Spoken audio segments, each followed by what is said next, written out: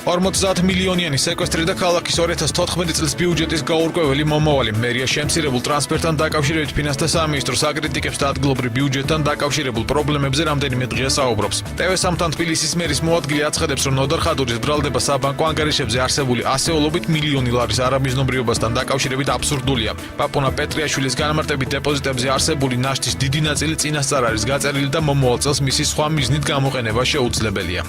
ტრანსფერის შემცირებასთან ემატება სხვა ვალდებულებები, რომლებიც იგივე თქვა 2013-2012 წლებში ბიუჯეტს არ ქონდა და ეს ექნება 2014 წელს, ესენია როგორც საბავშვო ბაღები, ეს არის დასუფთავების ხარჯები, ყველაფერი ასეთი ხარჯების ზრდა და პლუს ტრანსფერის შემცირება საკმაოდ რთულ მდგომარეობაში აყენებს თბილისის ბიუჯეტს 2014 წელს.